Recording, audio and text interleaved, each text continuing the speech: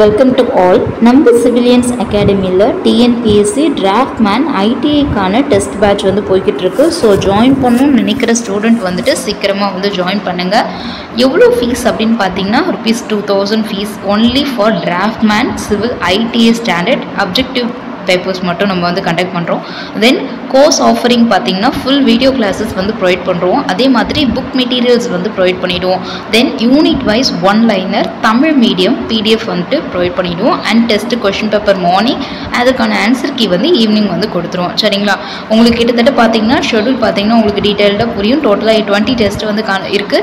3 model test வந்து conduct பண்ணுவோம். சரிங்களா? அதர்வைஸ் வந்து unit test plus combined unit test and 5 unit டெஸ்ட்லாம் இருக்கும். சரிங்களா? பார்க்காத ஸ்டூடெண்ட் ஷெடியூல் வந்துட்டு டிஸ்கிரிப்ஷனில் கொடுக்குறேன், பார்த்துட்டு உங்களுக்கு பிடிச்சிருந்து அப்படின்னா நீங்கள் ஜாயின் பண்ணிக்கோங்க. And all the very best for every one. என்ன பார்க்க போகிறோம் அப்படின்னு பார்த்தீங்கன்னா, நம்ம வந்துட்டு ஆல்ரெடி ரோடு இன்ஜினியரிங் 1ல் பார்ட் 1 வீடியோ வந்து ஆல்ரெடி போட்டாச்சு. ஸோ இது வரையும் பார்க்காத ஸ்டூடெண்ட்டாக இருந்தீங்கன்னா நீங்கள் அதை பார்த்துட்டு இதை வந்து கண்டினியூ பண்ணுங்கள். இப்போ நம்ம பார்க்க போகிறது கொஷின் நம்பர் 21 தான் வந்து பார்க்க போகிறோம். அதாவது ரோடு இன்ஜினியரிங் பார்ட் 1ல் செகண்ட் பார்ட் வீடியோ தான் வந்து பார்க்க போகிறோம். சரிங்களா? அதாவது ஓர் இடத்தில் இருந்து வேறொரு இடத்திற்கு சட்டப்படி செல்லுகின்ற வழித்தடத்தை என்னன்னு சொல்லுவாங்க அப்படின்னு பார்த்தீங்கன்னா சாலை அப்படின்னு சொல்லிட்டு சொல்லுவாங்க. சரிங்களா? இதெல்லாம் வந்து டெஃபினிஷன் பாயிண்ட்ஸ் ரொம்ப இம்பார்ட்டன்ட்.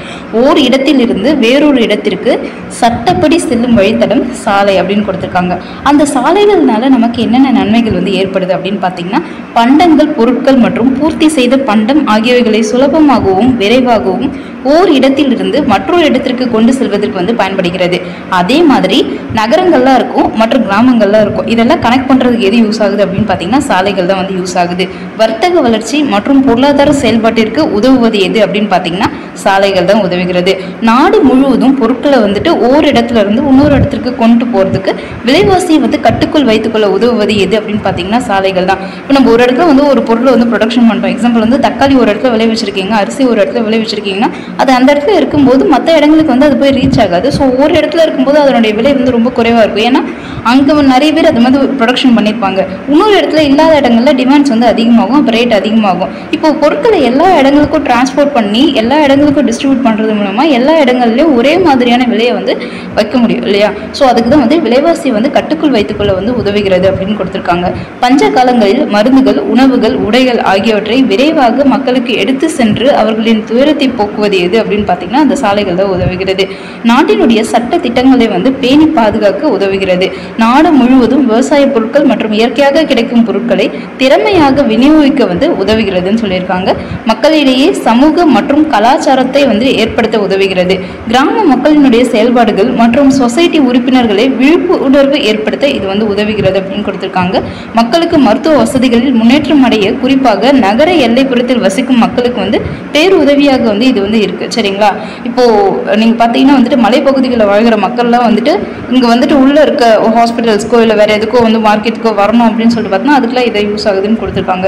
போர்க்காலங்களில் நாட்டின் பாதுகாப்பில் முக்கிய பங்கு வகிப்பது எது அப்படின்னு பார்த்தீங்கன்னா சாலைகள் தான்.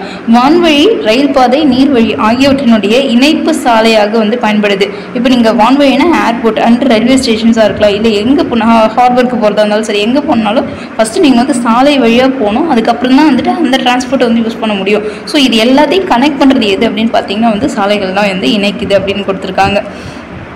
நிலத்தினுடைய மதிப்பானது உயர்கிறது. இதன் மூலம் வந்து வருமானம் உயர்வதற்கு வந்து உதவுகிறது. இது வந்து நம்ம ஃபர்ஸ்ட் பார்ட்லேயே இதனுடைய எக்ஸ்பிளனேஷன் வந்து கொடுத்துட்டோம். மக்களுக்கு அதிக அளவில் வந்து வேலைவாய்ப்புகளை அளிக்கிறதுன்னு சொல்லியிருக்காங்க. பல மாநில மக்கள்களை ஒருங்கிணைத்து தேசிய ஒற்றுமையை வந்து ஏற்படுத்துது. ஜஸ்ட் எல்லாமே வந்து ரீட் அவுட் பண்ண வேண்டிய பாயிண்ட்ஸ் தான். உங்களுக்கு படித்தாலுமே ரொம்ப ஈஸியாகவே புரியக்கூடிய பாயிண்ட்ஸ் தான் இது எல்லாமே. நெக்ஸ்ட்டு சாலை பொறியியலில் பயன்படுத்தும் கலை சொற்கள். சரியா? இது ரொம்ப ரொம்ப இம்பார்ட்டன்ட். அதாவது சாலை அகலத்திற்கு தேவையான மொத்த நிலத்தை வந்து வாங்கி சாலையை நிரல்படுத்துதல் வேண்டும் அப்படின்னு கொடுத்துருக்காங்க. இப்போ நீங்கள் எந்த இடத்துல வந்து ரோட்வே போட போகிறோமோ அந்த இடத்துல நம்ம எந்த அளவுக்கு போட போகிறோமோ அந்த நிலத்தை ஃபஸ்ட்டு வந்து வாங்கிடணும். அதாவது நிலத்தினுடைய உரிமையாளர்கள்கிட்ட இருந்து அந்த நிலத்தை வந்து வாங்கிடணும். அரசு நிலங்களாக இருந்தாலுமே அந்த பர்டிகுலர் ஏரியாவில் இருந்து அந்த நிலங்களை கையகப்படுத்த வேண்டும் ஃபஸ்ட்டு. சரிங்களா? ரோடு ஒர்க் பண்ணுறதுக்கு அந்த நிலங்களை வாங்கி ஃபஸ்ட்டு அதை நிரல்படுத்தணும் அப்படின்னு கொடுத்துருக்காங்க. சரிங்களா? இதற்கு சாலையினுடைய முக்கியத்துவத்தை பொறுத்து அமைவது எதுனா நிலத்தினுடைய அகலம். ஏன்னா நீங்கள் எத்தனை லேன் போட போகிறீங்க, அதாவது எத்தனை வழி சாலைகள் அமைக்க போகிறீங்க அப்படின்றத பொறுத்து அதனுடைய அகலமானது அமையும். அதாவது 2 வழி சாலை, 3 வழி சாலைகள், 6 வழி சாலைகள், 4 வழி சாலைகள் சொல்லுவாங்களே, அந்த மாதிரி சாலையினுடைய வகை, அது நேஷனல் ஹைவேவா இல்லை வந்து ஸ்டேட் ஹைவேவா, அதர் டிஸ்ட்ரிக்ட் ரோட்ஸா அப்படின்றத பொறுத்து அதனுடைய முக்கியத்துவம், அதாவது இம்பார்ட்டன்ஸை பொறுத்து அந்த நிலத்தினுடைய அகலமானது அமைகிறது அப்படின்னு கொடுத்துருக்காங்க. சாலை வழிகள் சாலையினுடைய ஒரு பாகம் ஆகும் அப்படின்னு கொடுத்துருக்காங்க. ஆமாம், அந்த சாலையினுடைய வழி இருக்கு இல்லையா, அது வந்து வாகனங்கள் போயிட்டு வர சாலையினுடைய ஒரு பாகம் மட்டும்தான். அப்போ சாலைகளில் பல பாகங்கள் இருக்குன்னா கண்டிப்பாக இருக்குது. ரோடு இருக்குது, பக்கத்தில் ஷோல்டர்ஸ் இருக்கும், நடைபாதைகள் வந்து இருக்கும், இந்த மாதிரி நிறைய இருக்கும். சரிங்களா? ஸோ எல்லாமே சேர்ந்தது தான் மொத்தமாக ஒரு சாலை அப்படின்னு சொல்லுவாங்க. சாலை வழின்றது அந்த வாகனங்கள் சென்று வருகிற ஒரு பகுதி மட்டும்தான். இது என்ன சொல்லலாம்னா வழித்தடம் அப்படின்னு சொல்லலாம். போக்குவரத்துக்கு பயன்படுகிறது, இதில் வழித்தடம் வந்து அடங்கியுள்ளது அப்படின்னு சொல்லியிருக்காங்க. வழித்தடம் சாலையினுடைய வழியின் ஒரு பக்கமாக வடிவமைக்கப்படுகிறது. சரிங்களா? வாகன போக்குவரத்திற்காக வடிவமைக்கப்பட்டுள்ளது தான் வந்துட்டு வழித்தடம் அப்படின்னு சொல்லிட்டு சொல்லுவாங்க. இதற்கான டிராயிங் வந்துட்டு நீங்கள் பார்த்தீங்கன்னாலுமே தெரியும். சரியா? இப்படி இருக்கும், ரோட்வே இப்படி இருக்கும். 2 சைட்லையுமே வந்துட்டு ஷோல்டர் வந்து ஒரு பர்டிகுலர் ஸ்பேஸ்க்கு வந்து விட்டுருப்பாங்க. இந்த ஷோல்டர்ஸ் வந்துட்டு கொஞ்சம் 1:20 அப்படின்ற ஒரு ஸ்லோப்பில் வந்து கொடுத்துருப்பாங்க. கீழே என்ன இருக்குன்னா ட்ரைனேஜ் ஃபெசிலிட்டிஸ் கொடுத்துருப்பாங்க. ஏன்னா அந்த மழைநீர் வந்துட்டு போகிறதுக்காக கீழே ட்ரைனேஜ் கொடுத்துருப்பாங்க. இந்த மொத்த அமைப்பை தான் என்ன சொல்லுவாங்கன்னா சாலைன்னு சொல்லுவாங்க. இது மட்டும்தான் ஆனால் போக்குவரத்துக்காக நம்ம வந்து யூஸ் பண்ணுவோம். சரியா? ஸோ இதை என்ன சொல்லுவாங்க அப்படின்னு சொல்லிட்டு பார்த்தீங்கன்னா வழித்தடம் அப்படின்னு சொல்லிட்டு சொல்லுவாங்க. சரியா? இந்த டிராயிங் நீங்கள் பார்த்தீங்கன்னா ரொம்ப தெளிவாக இருக்கும். அது வந்துட்டு புக்கில் இருக்கும், உங்களுக்கு நீங்கள் பார்த்தீங்கன்னா ரொம்ப நல்லா புரியும். ஸோ புக்கை ரீட் பண்ணிட்டு இதை பார்க்கும்போது உங்களுக்கு இன்னும் நல்லா புரியும். சரியா? நெடுஞ்சாலையில் உள்ள நீரை நீக்குவதற்கு அல்லது மாற்றி அமைப்பதற்கு உள்ள அமைப்பினுடைய பேர் என்ன அப்படின்னா கழிவுநீர் கால்வாய் அப்படி சொல்லிட்டு சொல்லுவாங்க. இப்போ சாலைகள் இருக்குன்னா அது மேலே வந்து தண்ணீர் பட்டா கூட சாலையில் உள்ள துவாரங்கள் வழியாக உள்ளே போகக்கூடாது. அப்படி உள்ளே போச்சுன்னா அந்த ரோடுடைய ஸ்ட்ரென்த் வந்து அஃபெக்ட் ஆகும். அதனால அதை ஸ்லோப்பாக கொடுத்துருப்பாங்க. ஒரு ஸ்லோப்பாக கொடுக்கும்போது மேலே வந்து படுது இல்லையா, அந்த புறச்சரிவுன்னு சொல்வீங்கல்ல, மேலே படுற தண்ணி என்ன ஆகுனா கீழே வழிந்தோடி எங்கே போகுதுன்னா கழிவுநீர் கால்வாயில் வந்து சேரும். இதான் ட்ரைனேஜ்னு சொல்லுவாங்க. இதன் வழியாக நீர் எல்லாத்தையும் கலெக்ட் பண்ணி சைடில் வந்து விடும். சரியா? ஸோ இது ரொம்ப முக்கியம். நெடுஞ்சாலையில் உள்ள நீரை நீக்குவதற்கு மற்றும் மாற்றி அமைப்பதற்கு உள்ள அமைப்பினுடைய பெயர் என்னன்னா கழிவுநீர் கால்வாய் அப்படின்னு சொல்லிட்டு சொல்லுவாங்க. அதே மாதிரி சாலையினுடைய இருபுறமும் வந்து என்ன இருக்குன்னா செடிகள் இருக்கும். சரிங்களா? இப்போ வந்துட்டு ஒரு ஹைவேஸ் இருக்குது, இப்படி போய்கிட்டு இருக்கு ஹைவேஸ்னால் நடுவில் என்ன பண்ணியிருப்பாங்கன்னா மண்ணை வந்து கொட்டி வச்சுருப்பாங்க. கொட்டிட்டு என்ன பண்ணியிருப்பாங்க, அதில் சின்ன சின்ன செடிகள்லாம் வச்சுருப்பாங்க. என்ன ரீசன்னா இந்த சைடு வந்து பஸ் போய்கிட்டு இருக்கு, இல்லை லாரிஸ்லாம் போய்கிட்டு இருக்கு, இந்த சைடு வந்து பஸ் வந்துட்டு இருக்கும். நைட் டைமில் வந்துட்டு இருக்கும்போது என்னென்னா அந்த வெளிச்சம் வந்து வரவங்களை டிஸ்டர்ப் பண்ணும். சரிங்களா? ஆப்போசிட்டில் வரவங்களை வந்துட்டு வெளிச்சம் டிஸ்டர்ப் பண்ணும் அப்படின்றதுனால அதை அவாய்ட் பண்ணணுன்ட்டு நடுவில் வந்து செடிகள்லாம் நட்டு வச்சுருப்பாங்க. ஹைவேஸில் பார்த்தா தெரியும். ஸோ இதற்கு என்ன பெயர் அப்படின்னா ஆர்போரிகல்ச்சர் அப்படின்றது பெயர். சரியா? அதை தான் இந்த இடத்துல கொடுத்துருக்காங்க. சாலையினுடைய இருபுறமும் செடிகளை வளர்ப்பதற்கு ஆர்போரிகல்ச்சர். நான் சொன்னது வந்துட்டு டபுள் வேவாக இருந்தால், இதுவே சிங்கிள் வேவாக இருந்ததுன்னா சைடில் மட்டும் செடிகள் வந்து வச்சுருப்பாங்க. சரிங்களா? அதுதான் இந்த இடத்துல கொடுத்துருக்காங்க. நெக்ஸ்ட்டு தரையினுடைய மேற்பரப்பை தயார் செய்து மண் வேலைகளை பூர்த்தி அடைந்து இறுதி வடிவம் அடைந்த பிறகு கரையை உயர்த்துவது அல்லது நிரப்புவது உருவாதல் என்று அழைக்கப்படுகிறது அப்படி சொல்லி கொடுத்துருக்காங்க. ஃபர்ஸ்ட் என்ன பண்ணுவாங்கன்னா தரையினுடைய மேற்பரப்பை வந்து ரெடி பண்ணுவாங்க, ஃப்ளாட் ஆக்குவாங்க. அதற்கு மேலே என்ன பண்ணுவாங்கன்னா மண் இருக்கு இல்லையா, அந்த மண்ணை வந்து கொட்டுவாங்க. எதுக்கானா அதனுடைய ஸ்ட்ரென்த்து, அதாவது லோட் பியரிங் கெப்பாசிட்டி வந்து இன்க்ரீஸ் பண்ணுறதுக்காக மேலே வந்து மண்ணை வந்து கொட்டுவாங்க. அந்த மண் வேலைகள் வந்து பூர்த்தி அடைந்த பிறகு கரையை வந்து உயர்த்துவது. சரியா? கரை உயர்த்துன்னு சொல்லிட்டு பார்த்தீங்கன்னா அது ஒரு கிட்டத்தட்ட வந்து ஒரு 60 சென்டிமீட்டர் ஆர் 600 mm என்ன பண்ணுவாங்கன்னா ரைஸ் பண்ணுவாங்க மண்ணை கொட்டி. சரி, அதற்கு பேர் என்னன்னு பார்த்தீங்கன்னா உருவாதல் அப்படின்றது பேராக கொடுத்துருக்காங்க. அந்த உருவாதல் என்பதை என்ன எழுத்தால குறிப்பாங்க அப்படின்னு சொல்லிட்டு பார்த்தீங்கன்னா ஹெச் அப்படின்ற எழுத்தால வந்து குறிப்பிடுறதா சொல்லியிருக்காங்க. இந்த ஃபார்மேஷன் அப்படி இருக்குல்ல, அது தரை மட்டத்துலேருந்து எவ்வளோ ஹைட்டில் இருக்கும் அப்படின்னு பார்த்தீங்கன்னா கிட்டத்தட்ட 600 சென்டிமீட்டர்ஸ் வந்து ஹைட்டில் வந்து கொடுத்துருப்பாங்க. It's most important point. எத்தனை சென்டிமீட்டர் அப்படின்னா 600 சென்டிமீட்டர் 60 சென்டிமீட்டர் ஆர் 600 mm அப்படின்றது ரொம்ப முக்கியம். சரியா? 600 mm ஆர் 60 சென்டிமீட்டர். நெக்ஸ்ட்டு வழித்தடத்தினுடைய இருபுறமும் உள்ள இடம் என்ன அப்படின்னு பார்த்தீங்கன்னா ஷோல்டர்ஸ் அப்படின்ற பேரால் வந்து அழைக்கப்படுகிறது. நீங்கள் பார்த்தீங்கன்னாலுமே தெரியும், ரோட்வே இருக்கும், அதுக்கு பக்கத்தில் வந்துட்டு ஒரு சின்ன மண்ணை வந்து சின்னதாக மண்ணோ இல்லைன்னா சிமெண்டாலேயே வந்து போட்டிருப்பாங்க. ஒரு சின்ன ஸ்மால் ஸ்பேஸ் இருக்கும். சரிங்களா? இந்த சைக்கிள்ஸ்லாம் போயிட்டு வர மாதிரி இருக்கும். அதுக்கு பேர் என்னென்னா ஷோல்டர் அப்படின்னு கொடுத்துருப்பாங்க. 2 சைடுமே லெஃப்ட் அண்ட் ரைட் சைடு 2 பேருமே வந்து கொடுத்துருப்பாங்க. சாலையை பாதுகாக்கும் இடத்திற்கு ஷோல்டர் என்று பெயர் அப்படின்னு கொடுத்துருப்பாங்க. இதனுடைய அகலம் எவ்வளோ இருக்கும் அப்படின்னு பார்த்தீங்கன்னா கிட்டத்தட்ட வந்து 1.25 to 2 meters வந்து அகலம் இருக்கும் அப்படின்ற பாயிண்டாக கொடுத்துருக்காங்க. தென் அதனுடைய சரிவு என்ன இருக்கும்னு பார்த்தீங்கன்னா 1:20 அப்படின்ற ரேஷியோவில் இருக்கும். ஏன் அந்த சரிவு கொடுக்குறாங்கன்னா மழைநீர் வந்து ட்ரைனேஜ்க்கு வந்து சேர்றதுக்காக நடுவில் வந்து குறுக்கு சரிவு வந்து கொடுத்துருப்பாங்க. அது எவ்வளோ இருக்குன்னா 1:20 அப்படின்ற லெவலில் இருக்கும். சரியா, இட்ஸ் மோஸ்ட் இம்பார்ட்டன்ட். ஷோல்டரினுடைய அகலம் 1.25 to 2 meters இருக்கும். அதனுடைய குறுக்கு சரிவு 1:20 இருக்கும். சாலையினுடைய குறுக்கே மேற்பரப்பின் மையத்தில் இருந்து விளிம்பை நோக்கி கொடுக்கப்படுகிற அந்த குவிந்த பரப்பிற்கு என்ன பேர் அப்படின்னா புறச்சரிவு அப்படின்னு கொடுத்துருக்காங்க.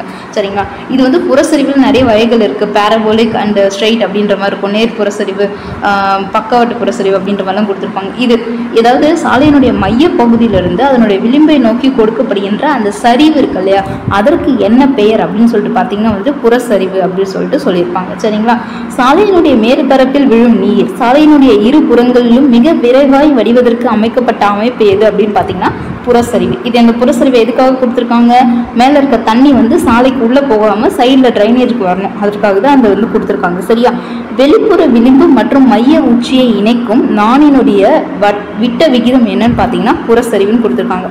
வெளிப்புற ஒரு சாலை இருக்கு, அதனுடைய வெளிப்புற விளிம்பு இது, மைய உச்சி எது அப்படின்னு பார்த்தீங்கன்னா இது ரெண்டுத்தையும் இணைக்கிற இந்த நான் இருக்கு இல்லையா, இதனுடைய இந்த விட்ட விகிதம் தான் என்னன்னு பார்த்தீங்கன்னா புறச்சரிவு அப்படின்னு சொல்லிட்டு கொடுத்துருக்காங்க. சாலையினுடைய விட்ட மீன்ஸ் இது. சரியா, இது வந்து நான் சொல்லுவாங்க, இது நான், இது புற விளிம்பு, இது மையக்கோட்டு விளிம்பு. இதை வந்து ஒரு குட்டி நான் வந்து என்ன பண்ணுதுன்னா இந்த குவிந்த பரப்பை வந்து இணைக்குது இல்லையா, இதற்கு பேர் தான் புறச்சரிவு அப்படின்னு சொல்லிட்டு கொடுத்துருக்காங்க. சரியா, சாலையினுடைய மையக்கோட்டின் நிலத்தில் அமைப்பதற்கு டேஷ் என்ற பெயர் அப்படின்னு சொல்லிட்டு பார்த்தீங்கன்னா நிரல்படுத்துதல் அப்படின்னு சொல்லுவாங்க. இப்போ எல்லாருக்குமே தெரியும், லெவலிங் ப்ராசஸ் பண்ணிவிட்டு ரோட்வே கன்ஸ்ட்ரக்ஷன் பண்ணும்போது நீங்கள் ஃபஸ்ட்டு என்ன இன்ட்ரடியூஸ் பண்ணிங்கன்னா சென்ட்ரல் லைன் தான், ரோட்வேக்கு சென்ட்ரல் லைன் தான் ஃபிக்ஸ் பண்ணுங்க. அதற்கப்புறம் தான் ரோடுடைய அகலத்தை பொறுத்து லெஃப்ட் அண்ட் ரைட் சைடில் பாயிண்ட் ஃபிக்ஸ் பண்ணுவீங்க. ஃபர்ஸ்ட் R1 R2, தென் L1 L2. இதே மாதிரி ஒரு 10 meters or 20 meters ஸ்பேஸ் போட்டு திருப்பி அகெயின் R1 R2,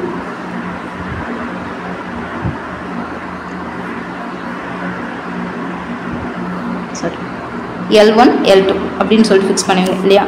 ஞாபகம் இருக்கா? இதுதான் எப்பயுமே சாலையினுடைய மையக்கோட்டை தான் வந்து நிலத்தில் வந்து அமைப்பாங்க. அதற்கு பெயர் என்ன அப்படின்னு பார்த்தீங்கன்னா நிரல்படுத்துதல் அப்படின்றது அதனுடைய பெயராக இருக்கும். சரிங்களா, நெக்ஸ்ட்டு தளர்ந்த மண்ணினுடைய உராய்விற்கு நிகரான ஒரு அளவை என்ன சொல்லுவாங்க அப்படின்னு சொல்லிட்டு பார்த்தீங்கன்னா ஆங்கிள் ஆஃப் ரிப்போஸ் அப்படின்ற பெயரால் வந்து அழைக்கப்படுது. மோஸ்ட் இம்பார்ட்டன்ட் ஒரு பாயிண்ட். சரியா, முக்கியமான சேவைகளில் தேவையான அளவிற்கு நீளமும் அகலமும் அமைக்கப்படும். இந்த பாதைகளில் வாகனங்கள் அவசர தேவைகளுக்காக ஒரு சிறிய வழித்தடம் வந்து அமைக்கப்படும். அதற்கு பேர் என்னன்னு பார்த்தீங்கன்னா வேகமாக செல்லும் வழி அப்படின்னு சொல்லுவாங்க, இல்லைன்னா ஸ்பீட்வே அப்படின்னு சொல்லிட்டு சொல்லுவாங்க. அதாவது ரொம்ப மெயினான சாலைகள் இருக்கு இல்லையா, அதிகமான போக்குவரத்து நெரிசல்கள் ஏற்படுகிற சாலைகள், இல்லைன்னா போக்குவரத்து அதிகமாக போயிட்டு வர சாலைகளில் நல்ல நீளமாகவும் அகலமாகவும் வந்து அமைப்பாங்க. ஆனால் வாகனங்கள் என்ன பண்ணுவாங்கன்னா ஒரு எமர்ஜென்சியாக ஒரு ஆம்புலன்ஸோ இல்லைன்னா ஒரு வாகனம் வந்து வந்துட்டுருக்கு, எமர்ஜென்சியாக வருது, அந்த வாகனங்கள் வந்து சடனாக போகிறதுக்காக வந்துட்டு ஒரு சின்ன வழித்தடமும் வந்து சைடில் வந்து அமைச்சிருப்பாங்க.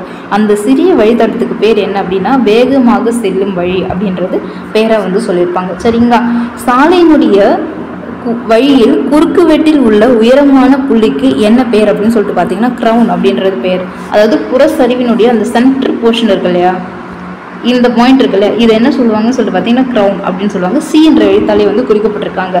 சாலை வழியின் குறுக்கு வெட்டில் உள்ள உயரமான புள்ளி, இதுக்கு பேர் என்னன்னு சொல்லிட்டு பார்த்தீங்கன்னா க்ரௌன் அப்படின்னு சொல்லிட்டு கொடுத்துருக்காங்க. வழித்தடம் மற்றும் சாலையினுடைய இருபுறம் உள்ள ஷோல்டர் அகலங்களுடைய கூட்டுத்தொகை என்னன்னு பார்த்தீங்கன்னா ஃபார்மேஷன் அகலம் அப்படின்னு சொல்லுவாங்க. நான் ஆல்ரெடி சொன்னதான், இது நடுவில் இருக்கிறது ரோட்வே, இந்த சைடு ஷோல்டர் 1 இருக்கும், இந்த சைடு வந்து ஷோல்டர் 2 இருக்கும். ஸோ இதனுடைய மொத்தமாக இது எல்லாத்தையும் கூட்டினீங்க அப்படின்னு கிடைக்குதுன்னா உங்களுக்கு ஃபார்மேஷன் அகலம், அதாவது எஃப் அப்படின்னு சொல்லிட்டு சொல்லுவாங்க. இதனுடைய மொத்த கூட்டுத்தொகை தான் ஃபார்மேஷன் அகலம், எஃப் அப்படின்ற வேர்டால் சொல்லப்படுது அப்படின்னு கொடுத்துருக்காங்க. எம்பேக்மெண்ட் மேலே உள்ள சாலையினுடைய அகலம் என்னன்னு சொல்லுவாங்கன்னா ஃபார்மேஷன் அகலம் அப்படின்னு சொல்லுவாங்க. எம்பேக்மெண்ட்னா கீழே இருக்கு இல்லையா, அந்த கீழே இருக்க எம்பேக்மெண்ட்டுக்கு மேலே உள்ள சாலையினுடைய மொத்த அகலத்தை தான் வந்து ஃபார்மேஷன் அகலம் அப்படின்னு சொல்லிட்டு சொல்லியிருப்பாங்க. இப்போ மேலே சொன்ன பாயிண்ட் தான் சேம், அதை தியரட்டிக்கலாக கொடுத்துருக்காங்க. சப்கிரேடின் மீது உடைந்த கற்களை கொண்டு அமைக்கப்படும் அடுக்கு என்னன்னு சொல்லிட்டு பார்த்தா வந்து சப்பேஸ் அப்படின்னு சொல்லுவாங்க. ஆக்சுவலி சப்கிரேடுன்றது கீழே இருக்கிறது, அதுக்கு மேலே இருக்கிறது என்னன்னா சப்பேஸ். அந்த சப்பேஸில் உடைந்த கற்களை கொண்டு அமைப்பாங்க அந்த சப்பேஸ். அதுதான் ரொம்ப முக்கியம். ஸோ ஃபஸ்ட்டு என்ன தெரிஞ்சிருக்குன்னா கீழே என்ன இருக்குது அப்படின்றது முக்கியம். சரிங்களா? சப்கிரேட், அதுக்கு மேலே இருக்க லேயர் வந்துட்டு சப்பேஸ். சரியா? இது வந்துட்டு உடைந்த கற்களை கொண்டு அமைக்கப்படுவது. இது ரொம்ப முக்கியமான ஒரு பாயிண்ட். தளர்வான தளத்திற்கு கீழே உடைந்த கற்களை கொண்டு அமைக்கப்படுகிற அந்த அடுக்குக்கு பேர் என்ன அப்படின்னு பார்த்தீங்கன்னா சப்பேஸ் அப்படின்னு சொல்லுவாங்க, இல்லைன்னா அடித்தளம் சொல்லுவாங்க. ஏன் தளர்வான தளங்கள் அப்படின்னு சொல்லிட்டு பார்த்தீங்கன்னா, இப்போ நம்ம வந்து மேலே வந்து ரோட்மே பண்ணிட்டு இருக்கும்போது கண்டிப்பாக வந்து வாகனங்கள் செல்லும். அதில் எவ்வளோ டன் ஆஃப் வெயிட் இருக்குது நம்மளால சொல்ல முடியாது. பொருட்களை ஏற்றி செல்ல வாகனங்களும் போகலாம், சாதாரண மனிதர்களை ஏற்றி செல்லும் வாகனங்களும் போகலாம், சாதாரண மாட்டு வண்டிகள் கூட போகலாம். ஸோ அதனுடைய டைப்பை பொறுத்து அதனுடைய பேஸ்மெண்ட் அமைய வேண்டியது ரொம்ப முக்கியம். ஹெவி லோடோட வெஹிக்கிள் போய்கிட்டு இருக்கும்போது நீங்கள் பேஸ்மெண்ட் சரியாக போடல, அதாவது அடித்தளம் சரியாக இல்லை அப்படின்னா கண்டிப்பாக என்ன ஆகிடும், உள்ளே வாங்கிக்கும், அதாவது பள்ளம் போட்டுட்டு உள்ளே வண்டி இறங்கிடும் இல்லையா? ஸோ அதனால் அந்த தளர்வான தளம் கீழே அதே மாதிரி என்ன டைப் ஆஃப் மண் இருக்குன்றது உங்களுக்கு தெரியாது. இப்போ மணல்லாம் இருக்குன்னா அதனுடைய லோட் பேரிங் கெப்பாசிட்டி கம்மியாக இருக்கும். ஸோ அதுக்கேற்ற மாதிரி நம்ம ஸ்ட்ராங்கான பேஸ்மெண்ட் போட வேண்டியது ரொம்ப ரொம்ப முக்கியம். ஸோ அந்த தளர்வான தளத்திற்கு கீழே உடைந்த கற்களை கொண்டு அமைக்கப்படுகின்ற அடுக்கிற்கு என்ன பெயர் அப்படின்னு சொல்லிட்டு பார்த்தீங்கன்னா அடித்தளம் அப்படி சொல்லுவாங்க, இல்லைன்னா சப்பேஸ் அப்படின்னு சொல்லிட்டு சொல்லுவாங்க.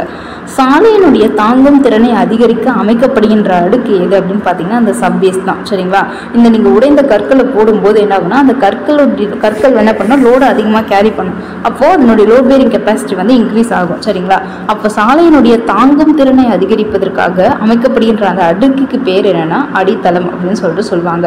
நெக்ஸ்ட்டு தேய்மான அடுக்கு, அதாவது என்னன்னா பியரிங் கோர்ஸ்ன்னு சொல்லுவாங்க இல்லையா, மேலே போடுவல பிட்டுமன் லேயர் போடுவல, அந்த தேய்மான அடுக்கிற்கு கீழே அமைக்கப்படுகிற அடுக்குக்கு பேர் என்னன்னா பேஸ் கோர்ஸ் அப்படின்னு கொடுத்துருப்பாங்க. உங்களுக்கு எல்லாருக்குமே தெரியும் பியரிங் கோர்ஸ்ன்றது மேலே இருக்க கோர்ஸ் தான் பியரிங் கோர்ஸ் அப்படின்னு சொல்லிட்டு சொல்லுவாங்க. ரோட்வேல மேலே இருக்கிறது பியரிங் கோர்ஸ். அந்த பியரிங் கோர்ஸ்க்கு நடுவில் இருக்கிறது என்னன்னு சொல்லிட்டு பார்த்தீங்கன்னா வந்து பேஸ் கோர்ஸ் அப்படின்னு கொடுத்துருப்பாங்க. சரியா? இந்த பேஸ் கோர்ஸ் கீழே இருக்கிறது வந்து சப்பேஸு, சப்பேஸுக்கு கீழே இருக்கிறது வந்து சப்கிரேடு. சரியா? இது தெரிஞ்சிருக்கணும். இப்போது அந்த பேஸ் கோர்ஸுக்கும் பியரிங் கோர்ஸுக்கும் இடையே உள்ள அந்த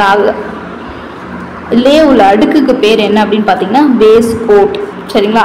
பியரிங் கோர்ஸ் மேலே இருக்குது, கீழே வந்து பேஸ் கோர்ஸ் இருக்குது. இதுக்கு ரெண்டுத்துக்கும் நடுவில் ஒன்று அமைக்கிறோம். அந்த கோட்டுக்கு பேர் என்ன அப்படின்னு சொல்லி பார்த்தீங்கன்னா பேஸ் கோட் அப்படின்ற பேரில் வந்து அழைக்கப்படுது அப்படின்னு சொல்லியிருக்காங்க. நெக்ஸ்ட்டு வந்துட்டு நெக்ஸ்ட் வீடியோவில் பார்க்கலாம். தேங்க்யூ.